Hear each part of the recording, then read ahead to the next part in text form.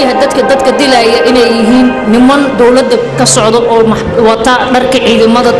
askarta dawladda saraakiil baan ciidan meesha lagu hogaamiyana waan naqaan madaxweynaha shalay wuxuu ka qayb galay xaflad loo qabanayo waxay sheegaan inay jiraan dhaliilo la xiriira in dawladdu ay ka gaabisay dhanka ammaanka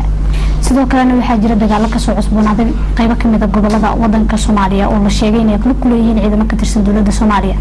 maxaad kala socotaan ciidamadaas la sheegay in dagaalada ku leeyihiin maxaa idin kaga qorshaysan wax ka qabashadooda waa la ogyahay dadka dilaya inay yihiin niman dawladda ka socdo oo wata dharka ciidamada askarta dawladda maya anagu ciidamada dawladda Soomaaliya dagaal ay beela ku qaadeen oo jiraahi ma jiro waraad lama ahan propagandooyinka iska yar oo dadku ay ku furaan ay kamid yihiin kala aamin baxa mujtamaca dhexdiisa ka jira ay kamid yihiin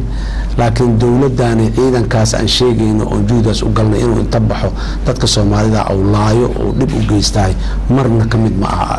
barnaamijka Soomaalida madaxweynaha shalay wuxuu ka qayb galay xaflad loo qabanayo ismihii booliska Soomaaliyeed halkaas waxaa lagu guddoonsiiyay darajooyin raggii dagaalka shabeellada hoose ka qayb qaatay ayaa waxaa darajo lagu siiyay layntii ay laayeen shacbigii Soomaaliyeed ee deegaanka ahaa ayaa darajo lagu siiyay khaladaad way imaan karaan khaladkii yimaadana waa laga daba saxayaa alif xamaale wax ka qaldamay albaqra laga ma sixi kare ciidanka qaranka Soomaaliya oo lagu matalo Somali National Army waxay u baahan in la saxo oo alif xamaale laga soo bilaabo oo ciidan Soomaaliya oo dhan leedahay oo qabiil walba uu ku jiro oo taliyaashooda aysan ahayn taliyaal hal qabiil ama group gaar ah waa in la dhisaa hadii loo baahan yahay ciidan qaran maantadaas aan hadlaynaa aan kula hadlayahay ilaa iyo 3-4 guddi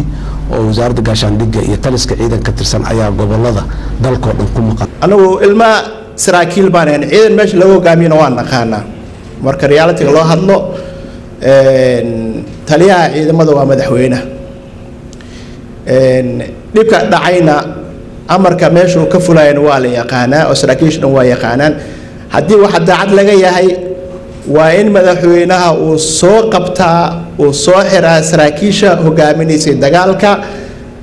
si arrinkaas dabagal loogu soo biyo laakiin waxaa noo muuqataa inuusan wax tallaabo iska qaadin